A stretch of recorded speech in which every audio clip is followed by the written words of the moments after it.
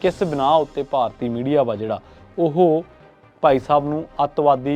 खालिस्तानी अतवादी लिख रहा वा। अपनी अखीरली स्टेटमेंट दे विच भाई साहब ने कुछ घटनावां दा हवाला दे के ये गल कही सी कि उन्हां ते हमला हो सकदा है। पहलां पाकिस्तान दे विच भाई परमजीत सिंह पंजवड़, इंग्लैंड दे विच भाई अवतार सिंह खंडा ते हुण कैनेडा दे विच भाई हरदीप सिंह निज्जर है जिहड़े उन्हां दा कतल भारतीय एजेंसियां ने करवाया। ये दोष लाया जा रहा है कि जिथे गुरु पतवंत सिंह पन्नू का नाम आ गया उत्थे तुहानूं पता कि भारतीय मीडिया इन्हां चीज़ां नूं किस तरीके नाल पेश करदा है।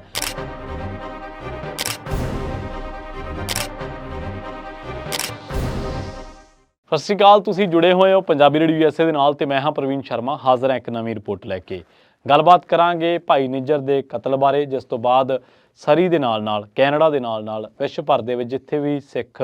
वसदे ने, जिथे भी ਵੱਖਰੇ सिख राज की ਮੰਗ करने वाले लोग वसदे ने, तो उन्हां दे मनां दे विच बहुत वड्डा रोस है। इस वेले बहुत जिस वेले आपां इह रिपोर्ट नूं रिकॉर्ड कर रहे हैं, बहुत वड्डी संगत जिहड़ी है भाई साहब दे कतल दे रोस वजों अपना जिहड़ा ਵੱਖ-ਵੱਖ तरीके नाल रोस आ ओह प्रगटा रहे ने। इस कतल की घटना का बहुत भरती विश्लेषण करने की कोशिश करांगे।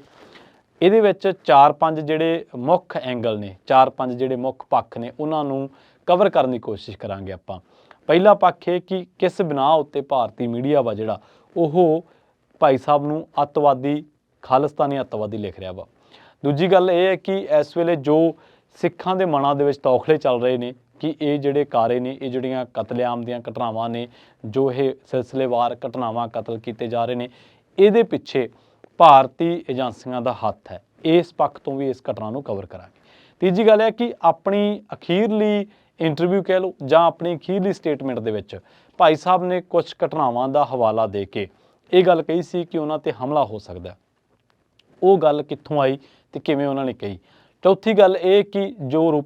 ਰਿਪੁਦਮਨ ਮਲਿਕ ਦੇ ਨਾਲ ਜੋ ਉਹਨਾਂ ਦਾ ਵਿਵਾਦ ਸੀ, ਜੋ ਉਹਨਾਂ ਬਾਰੇ ਕਿਹਾ ਜਾਂਦਾ ਸੀ ਹਮੇਸ਼ਾ, ਤੇ ਉਹਦੇ ਬਾਰੇ ਉਹਨਾਂ ਨੇ ਕੀ ਸਫਾਈ ਦਿੱਤੀ ਸੀ, ਇਹਦੇ ਬਾਰੇ ਗੱਲਬਾਤ ਕਰਾਂਗੇ। ਪੰਜਵੀਂ ਅਹਿਮ ਗੱਲ ਇਹ ਕਿ ਕਿਵੇਂ ਭਾਈ ਜਿਹੜੇ ਨਿੱਜਰ ਨੇ ਇਹ ਕਿਵੇਂ ਉੱਥੋਂ ਦੇ ਭਾਈਚਾਰੇ ਦੇ ਵਿੱਚ ਹਰਮਨ ਪਿਆਰੇ ਹੋਏ, ਕਿਵੇਂ ਇਹਨਾਂ ਨੂੰ ਲੋਕਪ੍ਰਿਯਤਾ ਹਾਸਲ ਹੋਈ, ਤੇ ਕਿਵੇਂ ਉੱਥੋਂ ਦੇ ਜਿਹੜੇ ਇੱਕ ਕੰਸਟਰਕਸ਼ਨ ਦੇ ਨਾਲ ਪਲੰਬਿੰਗ ਦੇ ਨਾਲ ਜੁੜੀ ਕੰਪਨੀ ਚਲਾਉਣ ਕਰਕੇ ਫਿਰ ਇਹ ਬਾਅਦ ਦੇ ਵਿੱਚ ਗੁਰਦੁਆਰਾ ਸਾਹਿਬਾਨ ਦੇ ਪ੍ਰਬੰਧਨ ਦੇ ਵਿੱਚ ਆਉਣ ਕਰਕੇ ਕਿਵੇਂ ਫਿਰ ਜਿਹੜਾ ਭਾਈਚਾਰਾ ਵਾ ਇਹਨਾਂ ਨੂੰ ਸਤਿਕਾਰ ਦਾ ਪਾਤਰ ਸਮਝਣ ਲੱਗਿਆ ਤੇ ਇਹਨਾਂ ਨੂੰ ਸਤਿਕਾਰ ਦੇਣ ਲੱਗਿਆ। ਸੋ ਪਹਿਲੀ ਗੱਲ ਤਾਂ ਉੱਥੋਂ ਸ਼ੁਰੂਆਤ ਕਰਦੇ ਹਾਂ ਕਿ ਇਸ ਵੇਲੇ ਜੋ ਚੱਲ ਰਿਹਾ ਕਾਰਨ ਇਹ ਦੱਸਿਆ ਜਾ ਰਿਹਾ ਜੋ ਇਸ ਵੇਲੇ ਮੀਡੀਆ ਦੇ ਵਿੱਚ ਚਰਚਾ ਹੈ ਕਿ ਭਾਈ ਜਿਹੜੇ ਨਿੱਜਰ ਨੇ, ਹਰਦੀਪ ਸਿੰਘ ਨਿੱਜਰ, ਉਹਨਾਂ ਉੱਤੇ ਭਾਰਤੀ ਏਜੰਸੀਆਂ ਨੇ ਦੋਸ਼ ਲਾਇਆ ਸੀਗਾ। ਭਾਰਤੀ ਮੀਡੀਆ ਦੇ ਵਿੱਚ ਜੋ ਖਬਰਾਂ ਨੇ ਉਹਨਾਂ ਦੇ ਮੁਤਾਬਕ ਮੈਂ ਗੱਲ ਕਰ ਰਿਹਾ ਕਿ ਇਹਨਾਂ ਨੇ ਅਰਸ਼ ਡੱਲਾ ਦੇ ਗੈਂਗ ਦੇ ਨਾਲ ਮਿਲ ਕੇ ਕੁਛ ਡੇਰਾ ਪ੍ਰੇਮੀਆਂ ਤੇ ਕੁਛ ਹਿੰਦੂ ਜਥੇਬੰਦੀਆਂ ਦੇ ਜਿਹੜੇ ਹਿੰਦੂ ਲੀਡਰ ਨੇ ਉਹਨਾਂ ਉੱਤੇ ਹਮਲੇ ਕਰਵਾਏ ਤੇ ਇਹਦੇ ਲਈ ਜਿਹੜੀ ਫੰਡਿੰਗ ਆ ਉਹ ਮੁਹੱਈਆ ਕਰਵਾਈ। ਇਸੇ ਕਰਕੇ ਇਹਨਾਂ ਉੱਤੇ ਜਿਹੜਾ 10 ਲੱਖ ਰੁਪਏ ਦਾ ਜਿਹੜਾ ਇਨਾਮ ਆ ਉਹ ਰੱਖਿਆ ਗਿਆ ਸੀਗਾ। ਤੇ ਪਰ ਦੂਜੇ ਪਾਸੇ ਜਿਹੜੇ ਸਿੱਖ ਭਾਈਚਾਰੇ ਦੇ ਲੋਕ ਨੇ, ਜਿਹੜੇ ਸਿੱਖ ਚਿੰਤਕ ਨੇ, ਸਿੱਖ ਬੁੱਧੀਜੀਵੀ ਕਹਿ ਲਓ ਜਾਂ ਵੱਖਰੇ ਰਾਜ ਦੀ ਮੰਗ ਦੇ ਨਾਲ ਜੁੜੇ ਹੋਏ ਨੇ, ਉਹਨਾਂ ਦਾ ਕਹਿਣਾ ਹੈ ਕਿ ਜਿਹੜੇ ਏਜੰਸੀਆਂ ਵਾ ਉਹ ਹਰ ਉਸ ਬੰਦੇ ਉੱਤੇ ਦੋਸ਼ ਮੜ ਦਿੰਦੀਆਂ ਜਿਹੜੇ ਬੰਦੇ ਖਾਲਿਸਤਾਨ ਦੀ ਮੰਗ ਕਰਦੇ ਨੇ ਜਾਂ ਇਹਦੇ ਲਈ ਜਦੋਜਹਿਦ ਕਰਦੇ ਨੇ ਜਾਂ ਸੰਘਰਸ਼ੀਲ ਹੁੰਦੇ ਨੇ। ਇਸੇ ਕਰਕੇ ਉਹਨਾਂ ਉੱਤੇ 10 ਲੱਖ ਰੁਪਏ ਦਾ ਜਿਹੜਾ ਇਨਾਮ ਆ ਉਹ ਰੱਖਿਆ ਗਿਆ ਸੀ। ਦੂਜੀ ਗੱਲ ਤੇ ਆਉਣਾ ਕਿ ਰਿਪੁਦਮਨ ਮਲਿਕ ਦੇ ਨਾਲ ਉਹਨਾਂ ਨੇ ਜੋ ਵਿਵਾਦ ਉਹਨਾਂ ਦਾ ਕਿਹਾ ਜਾਂਦਾ ਜਾਂ ਉਹਨਾਂ ਦੇ ਕਤਲ ਦੇ ਨਾਲ ਭਾਈ ਸਾਹਿਬ ਦੀ ਇਨਵੋਲਵਮੈਂਟ ਨੂੰ ਜੋੜਿਆ ਜਾਂਦਾ ਸੀਗਾ, ਤਾਂ ਉਹਦੇ ਬਾਰੇ ਇੱਕ ਇੰਟਰਵਿਊ ਦੇ ਵਿੱਚ ਜਿਹੜੀ ਕਿ ਕੁਝ ਸਮਾਂ ਪਹਿਲਾਂ ਹੋਈ ਹੈ, ਉਹਦੇ ਵਿੱਚ ਉਹਨਾਂ ਨੇ ਇਹ ਗੱਲ ਸਾਫ਼ ਕਹੀ ਸੀਗੀ ਕਿ ਰਿਪੁਦਮਨ ਮਲਿਕ ਦੇ ਕਤਲ ਦੇ ਨਾਲ ਮੇਰਾ ਕੋਈ ਲੈਣਾ ਦੇਣਾ ਨਹੀਂ ਹੈ। ਹਾਂ, ਇਹਨਾਂ ਜ਼ਰੂਰ ਹੈ ਕਿ ਗੁਰੂ ਗ੍ਰੰਥ ਸਾਹਿਬ ਜੀ ਦੀ ਛਪਵਾਈ ਨੂੰ ਲੈ ਕੇ ਉਹ ਕਹਿੰਦੇ ਕਿ ਜੋ ਅਕਾਲ ਤਖਤ ਸਾਹਿਬ ਦਾ ਹੁਕਮ ਸੀਗਾ ਤੇ ਜੋ ਸਿੱਖ ਸੰਗਤ ਦਾ ਹੁਕਮ ਸੀਗਾ ਉਹਨਾਂ ਨੇ ਹੁਕਮ ਸਿਰ ਮੱਥੇ ਕਬੂਲ ਕੀਤਾ ਤੇ ਉਹਨਾਂ ਦੇ ਕੋਲੋਂ ਗੁਰੂ ਸਾਹਿਬ ਲੈ ਕੇ ਤੇ ਗੁਰਦੁਆਰਾ ਸਾਹਿਬ ਦੇ ਵਿੱਚ ਉਹਨਾਂ ਦੀ ਜਿਹੜੀ ਸਾਂਭ ਸੰਭਾਲ ਹੋਈ ਹੈ। ਉਹਨਾਂ ਨੇ ਕਿਹਾ ਕਿ ਨਾ ਤਾਂ ਮੇਰਾ ਕੋਈ ਨਿੱਜੀ ਵੈਰ ਵਿਰੋਧ ਸੀਗਾ ਤੇ ਨਾ ਹੀ ਇਸ ਘਟਨਾ ਦੇ ਵਿੱਚ ਕੋਈ ਹਿੰਸਕ ਵਾਰਦਾਤ ਵਾਪਰੀ ਸੀ। ਤਾਂ ਇਹਦੇ ਵਿੱਚ ਇਹ ਹੈ ਕਿ ਰਿਪੁਦਮਨ ਮਲਿਕ ਦਾ 1 ਸਾਲ ਪਹਿਲਾਂ ਠੀਕ ਇਸੇ ਤਰੀਕੇ ਨਾਲ ਕਤਲ ਕੀਤਾ ਗਿਆ ਤੇ ਹੁਣ ਭਾਈ ਸਾਹਿਬ ਦਾ ਜਿਹੜਾ ਕਤਲ ਹੈ ਉਹ ਸਰੀ ਦੀ 124 ਸਟਰੀਟ ਤੋਂ 64 ਤੇ 66 ਐਵਨਿਊ ਦੇ ਵਿਚਕਾਰ 2-3 ਜਾਣੇ ਜਿਹੜੇ ਗ੍ਰਿਫਤਾਰ ਵੀ ਕੀਤੇ ਆ ਤੇ ਇੱਥੇ ਹੀ ਘਟਨਾ ਕੁਛ ਦੂਰੀ ਤੇ ਇੱਥੇ ਹੀ ਜਿਹੜਾ ਉਹਨਾਂ ਦਾ ਕਤਲ ਮਾਰ ਕੇ ਕੀਤਾ, ਗੋਲੀਆਂ ਮਾਰ ਕੇ ਕਤਲ ਕੀਤਾ ਗਿਆ, ਮਾਫ ਕਰਨਾ। ਤੇ ਉਹ ਗੁਰਦੁਆਰਾ ਗੁਰੂ ਨਾਨਕ ਸਿੱਖ ਗੁਰਦੁਆਰਾ ਸਾਹਿਬ ਦੇ ਮੁੱਖ ਸੇਵਾਦਾਰ ਸੀਗੇ। ਸਿੱਖ ਫॉर ਜਸਟਿਸ ਦੇ ਕੈਨੇਡਾ ਦੇ ਵਿੱਚ ਉਹ ਸਰਗਰਮ ਆਗੂ ਸੀਗੇ ਤੇ KTF ਦੇ ਨਾਲ ਜੋ ਏਜੰਸੀਆਂ ਦਾ ਦੋਸ਼ ਹੈ ਕਿ ਖਾਲਿਸਤਾਨ ਟਾਈਗਰ ਫੋਰਸ ਦੇ ਨਾਲ ਉਹ ਓਪਰੇਟ ਕਰਦੇ ਸੀਗੇ ਤੇ ਉਸ ਦੇ ਵਿੱਚ ਜੋ ਭਾਰਤ ਦੇ ਵਿੱਚ ਪੰਜਾਬ ਦੇ ਵਿੱਚ ਵਾਰਦਾਤਾਂ ਹੋਈਆਂ ਉਹਦੇ ਲਈ ਉਹਨਾਂ ਨੇ ਫੰਡ ਮੁਹੱਈਆ ਕਰਵਾਏ। ਇਹ ਦੋਸ਼ ਲਾਉਂਦੀਆਂ ਨੇ ਭਾਰਤੀ ਏਜੰਸੀਆਂ। ਉਸ ਤੋਂ ਬਾਅਦ ਆਉਣੇ ਆ ਜੋ ਇਸ ਵੇਲੇ ਸਿੱਖ ਚਿੰਤਕਾਂ ਦੇ ਵਿੱਚ ਰੋਸ ਕਹਿ ਲਓ ਜਾਂ ਇਸ ਵੇਲੇ ਜੋ ਭਾਰਤੀ ਏਜੰਸੀਆਂ ਦੇ ਸ਼ੱਕ ਕੀਤਾ ਜਾ ਰਿਹਾ ਉਹਦੇ ਵਿੱਚ ਕੀ ਆ। ਉਹਨਾਂ ਦਾ ਹਵਾਲਾ ਇਹ ਦਿੰਦੇ ਆ ਜਿਹੜੇ ਸਿੱਖ ਚਿੰਤਕ ਨੇ ਜਾਂ ਸਿੱਖ ਬੁੱਧੀਜੀਵੀ ਜਾਂ ਵੱਖਰੇ ਰਾਜ ਦੀ ਮੰਗ ਕਰਨ ਵਾਲੇ ਜਿਹੜੇ ਸਿੱਖ ਭਾਈਚਾਰੇ ਦੇ ਲੋਕ ਨੇ, ਉਹਨਾਂ ਦਾ ਕਹਿਣਾ ਹੈ ਕਿ ਪਹਿਲਾਂ ਪਾਕਿਸਤਾਨ ਦੇ ਵਿੱਚ ਭਾਈ ਪਰਮਜੀਤ ਸਿੰਘ ਪੰਜਵੜ ਤੇ ਉਸ ਤੋਂ ਬਾਅਦ ਇੰਗਲੈਂਡ ਦੇ ਵਿੱਚ ਭਾਈ ਅਵਤਾਰ ਸਿੰਘ ਖੰਡਾ ਤੇ ਹੁਣ ਕੈਨੇਡਾ ਦੇ ਵਿੱਚ ਭਾਈ ਹਰਦੀਪ ਸਿੰਘ ਨਿੱਜਰ ਹੈ ਜਿਹੜੇ ਉਹਨਾਂ ਦਾ ਕਤਲ ਭਾਰਤੀ ਏਜੰਸੀਆਂ ਨੇ ਕਰਵਾਇਆ। ਇਹ ਦੋਸ਼ ਲਾਇਆ ਜਾ ਰਿਹਾ। ਦੂਜੀ ਗੱਲ ਇਹ ਹੈ ਕਿ ਪਹਿਲਾਂ ਕੁਝ ਦਿਨ ਪਹਿਲਾਂ ਇੱਕ ਸੋਸ਼ਲ ਮੀਡੀਆ ਤੇ ਇੱਕ ਜਿਹੜੀ ਸਕਰੀਨਸ਼ਾਟ ਆ ਬੜਾ ਵਾਇਰਲ ਹੁੰਦਾ। ਉਹਦੇ ਵਿੱਚ ਇਹ ਕਿਹਾ ਗਿਆ ਹੈ ਕਿ ਹੁਣ ਜਿਹੜੇ ਖਾਲਿਸਤਾਨੀ ਐਲੀਮੈਂਟਸ ਨੇ ਉਹਨਾਂ ਨੂੰ ਸਬਕ ਸਿਖਾਉਣ ਦਾ ਟਾਈਮ ਆ ਗਿਆ। ਉਹਦੇ ਵਿੱਚ ਕਿਹਾ ਗਿਆ ਪਹਿਲਾਂ ਪਾਕਿਸਤਾਨ ਤੇ ਹੁਣ ਇੰਗਲੈਂਡ ਤੇ ਅਗਲੀ ਵਾਰੀ ਕੈਨੇਡਾ ਦੀ ਹੈ। ਤੇ ਅਗਲੀ ਜੇ ਗੱਲ ਵੱਲ ਆਈ ਗਈ ਕਿ ਜਿਹੜਾ ਭਾਈ ਸਾਹਿਬ ਖਦਸ਼ਾ ਪ੍ਰਗਟਾਉਂਦੇ ਸੀ, ਉਹਨਾਂ ਨੇ ਆਪਣੇ ਖਦਸ਼ੇ ਦੇ ਵਿੱਚ ਇਹ ਗੱਲ ਕਹੀ ਸੀਗੀ ਕਿ ਜੋ ਇਸ ਵੇਲੇ ਲੋਕ ਖਾਲਿਸਤਾਨ ਦੀ ਮੰਗ ਦੇ ਨਾਲ ਜੁੜੇ ਹੋਏ ਨੇ, ਜੋ ਵੱਖਰੇ ਰਾਜ ਦੀ ਜਦੋਜਹਿਦ ਕਰਦੇ ਨੇ, ਉਹਨਾਂ ਨੂੰ ਕੁਰਬਾਨੀਆਂ ਲਈ ਤਿਆਰ ਰਹਿਣਾ ਚਾਹੀਦਾ ਵਾ, ਕਿਉਂਕਿ ਉਹਨਾਂ ਉੱਤੇ ਲਗਾਤਾਰ ਸਿਲਸਿਲੇਵਾਰ ਹਮਲੇ ਹੋ ਰਹੇ ਨੇ। ਤੇ ਉਹ ਅਵਤਾਰ ਸਿੰਘ ਖੰਡਾ ਤੇ ਪੰਜਵੜ ਤੇ ਹੋਏ ਹਮਲੇ ਦਾ ਜ਼ਿਕਰ ਵੀ ਕਰਦੇ ਨੇ। ਇੱਥੇ ਆਪਾਂ ਇਹ ਵੀ ਜ਼ਿਕਰ ਕਰਦੇ ਚੱਲੀਏ ਕਿ ਕੁਝ ਲੋਕ ਸਿੱਧੂ ਮੂਸੇਵਾਲਾ ਨੂੰ, ਕੁਝ ਲੋਕ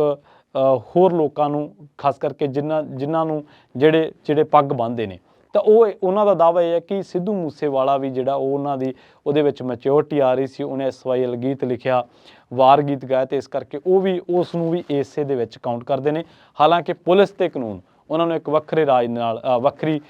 ਜਿਹੜੀ ਆ ਉਹਦੇ ਨਾਲ ਗੈਂਗਸਟਰਾਂ ਦੇ ਨਾਲ ਜਾਂ ਜੋੜ ਕੇ ਪੇਸ਼ ਕਰਦੇ ਨੇ, ਜਿਹਦੇ 'ਤੇ ਸਿੱਧੂ ਦੇ ਮਾਪੇ ਇਤਰਾਜ਼ ਵੀ ਕਰਦੇ ਨੇ ਕਿ ਤੁਸੀਂ ਸਾਡੇ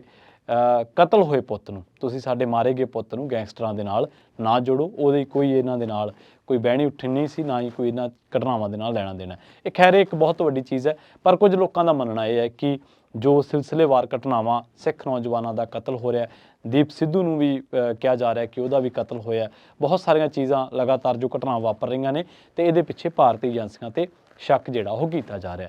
ਅਗਲੀ ਜੇ ਆਪਾਂ ਗੱਲ ਵੱਲ ਵਧੀਏ ਤੇ ਗੱਲ ਕਰੀਏ RCMP ਦੀ, ਤਾਂ ਭਾਈ ਸਾਹਿਬ ਇੱਕ ਸਟੇਟਮੈਂਟ ਦੇ ਵਿੱਚ ਖੁਦ ਜ਼ਿਕਰ ਕਰਕੇ ਗਏ ਨੇ ਕਿ RCMP ਨੇ ਉਹਨਾਂ ਨੂੰ ਕਿਹਾ ਸੀਗਾ ਕਿ ਤੁਹਾਨੂੰ ਥੋੜ੍ਹਾ ਜਿਹਾ ਚੌਕਸ ਰਹਿਣ ਦੀ ਲੋੜ ਹੈ। ਤੇ ਖੁਦ ਜਿਹੜੀ ਸਪੀਚ ਦਾ ਮੈਂ ਜ਼ਿਕਰ ਕਰਕੇ ਹਟਿਆ ਉਹਦੇ ਵਿੱਚ ਉਹਨਾਂ ਨੇ ਖੁਦ ਕਿਹਾ। ਤੇ ਆਖਿਰਲੀ ਗੱਲ ਜਿਹੜੀ ਉਹਨਾਂ ਦੀ ਹਰਮਨ ਪਿਆਰਤਾ ਦੇ ਲਈ ਜਾਂ ਸਤਿਕਾਰ ਦੇ ਪਾਤਰ ਲਈ, ਬੇਸ਼ੱਕ ਉਹਨਾਂ ਉੱਤੇ 10 ਲੱਖ ਦਾ ਇਨਾਮ ਰੱਖਿਆ ਹੋਇਆ ਸੀ, ਪਰ ਭਾਈ ਜਿਹੜੇ ਨਿੱਜਰ ਸਾਹਿਬ ਨੇ, ਜਿਹੜੇ ਕਿ ਹਰਦੀਪ ਸਿੰਘ ਨਿੱਜਰ ਨੇ, ਇਹਨਾਂ ਦੇ ਬਾਰੇ ਕਿਹਾ ਜਾਂਦਾ ਹੈ ਕਿ ਇਹਨਾਂ ਨੇ ਸਰੀ ਦੇ ਨਾਲ ਦੂਜੇ ਗੁਰੂ ਸਾਹਿਬਾਨਾਂ ਦੇ ਵਿੱਚ ਵੀ ਪ੍ਰਬੰਧਨ ਦੇ ਵਿੱਚ ਯੋਗਦਾਨ ਪਾਇਆ, ਆਪਣੇ ਦਮ ਤੇ ਕੰਪਨੀ ਖੜੀ ਕੀਤੀ ਜਿਹਦਾ ਆਪਣਾ ਇੱਕ ਬਹੁਤ ਵੱਡਾ ਕਾਰੋਬਾਰ ਹੈ। ਤੇ ਇਸ ਦੇ ਨਾਲ ਇਹ ਜਿਹੜੇ ਵਿਦਿਆਰਥੀ, ਇੰਟਰਨੈਸ਼ਨਲ ਵਿਦਿਆਰਥੀ, ਤੇ ਉਹਨਾਂ ਦੇ ਨਾਲ ਬਿਨਾਂ ਕਿਸੇ ਵਿਤਕਰੇ ਦੇ ਭੇਦਭਾਵ ਦੇ ਕਿ ਤੂੰ ਹਿੰਦੂ ਹੈ ਜਾਂ ਤੂੰ ਮੁਸਲਮਾਨ ਹੈ ਜਾਂ ਤੂੰ ਸਿੱਖ ਹੈ, ਇਸ ਤਰ੍ਹਾਂ ਦਾ ਭੇਦਭਾਵ ਕੀਤੇ ਬਿਨਾਂ ਉਹਨਾਂ ਦੀ ਮਦਦ ਕਰਦੇ ਸੀਗੇ ਤੇ ਉਹਨਾਂ ਨੂੰ ਲੰਗਰਾਂ ਦੀ ਜਿਹੜੀ ਹੈ ਉਹ ਲੰਗਰ ਮੁਹੱਈਆ ਕਰਵਾਉਂਦੇ ਸੀਗੇ। ਤੇ ਕਈਆਂ ਨੌਜਵਾਨਾਂ ਨੂੰ ਜਿਨ੍ਹਾਂ ਕੋਲ ਰੁਜ਼ਗਾਰ ਹੈ ਨਹੀਂ ਸੀ, ਉਹਨਾਂ ਦੀ ਮਾਇਕ ਸਹਾਇਤਾ ਵੀ ਦੇਣ ਬਾਰੇ ਕਿਹਾ ਜਾਂਦਾ। ਇਸੇ ਕਰਕੇ ਨਿੱਜਰ ਹਮੇਸ਼ਾ ਜਿਹੜੇ ਆ ਉਹ ਸਤਿਕਾਰ ਦੇ ਪਾਤਰ ਰਹੇ। ਹਾਂ, ਪੰਜਾਬ ਦੀਆਂ ਜੇਲ੍ਹਾਂ ਦੇ ਵਿੱਚ ਬੰਦ ਤੇ ਦੇਸ਼ ਦੀਆਂ ਜੇਲ੍ਹਾਂ ਦੇ ਵਿੱਚ ਬੰਦੀ ਸਿੰਘਾਂ ਦੀ ਰਿਹਾਈ, ਸ਼ਹੀਦਾਂ ਦੇ ਪਰਿਵਾਰਾਂ ਤੇ ਵਿਦੇਸ਼ਾਂ ਦੇ ਵਿੱਚ ਪੜ੍ਹਨ ਲਈ ਆਏ ਵਿਦਿਆਰਥੀਆਂ ਦੀ ਸਹਾਇਤਾ ਕਰਦੇ ਸੀਗੇ ਤੇ ਇਸੇ ਕਰਕੇ ਉਹ ਸਤਿਕਾਰ ਦੇ ਪਾਤਰ ਸੀਗੇ। ਸੋ ਇਹ ਜਿਹੜੀ ਬਹੁ ਪਰਤੀ ਵਿਸ਼ਲੇਸ਼ਣ ਦੇ ਵਿੱਚ ਆਪਾਂ ਜ਼ਿਕਰ ਕੀਤਾ ਕਿ ਕਿਵੇਂ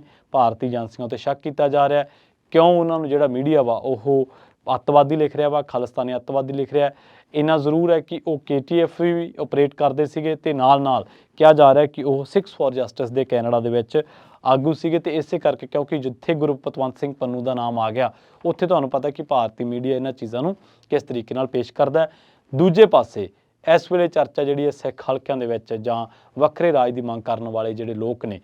ਸਿੱਖ ਨੇ, ਉਹਨਾਂ ਦੇ ਵਿੱਚ ਇਹ ਚਰਚਾ ਹੈ ਕਿ ਉਹ ਲਗਾਤਾਰ ਇਹ ਤੌਖਲੇ ਦੋਸ਼ ਲਾ ਰਹੇ ਨੇ, ਤੌਖਲੇ ਨਹੀਂ ਪ੍ਰਗਟਾ ਰਹੇ, ਦੋਸ਼ ਲਾ ਰਹੇ ਨੇ ਕਿ ਇਹ ਜਿਹੜਾ ਕਤਲੇਆਮ ਹੈ, ਸਿਲਸਿਲੇਵਾਰ ਘਟਨਾਵਾਂ, ਇਹਨਾਂ ਦੇ ਵਿੱਚ ਪਿੱਛੇ ਭਾਰਤੀ ਏਜੰਸੀਆਂ ਦਾ ਹੱਥ ਹੈ, ਕਿਉਂਕਿ ਉਹ ਖਾਲਿਸਤਾਨ ਦੀ ਮੰਗ ਕਰਨ ਵਾਲੇ ਲੋਕਾਂ ਨੂੰ ਖਤਮ ਕਰਨਾ ਚਾਹੁੰਦੀਆਂ ਨੇ। ਇਹ ਉਹਨਾਂ ਦੇ ਭਾਰਤੀ ਏਜੰਸੀਆਂ ਉੱਤੇ ਦੋਸ਼ ਨੇ। ਤੇ ਦੂਜੇ ਪਾਸੇ ਇੰਡੀਅਨ ਮੀਡੀਆ ਜਾਂ ਕਹਿ ਲਓ ਕਿ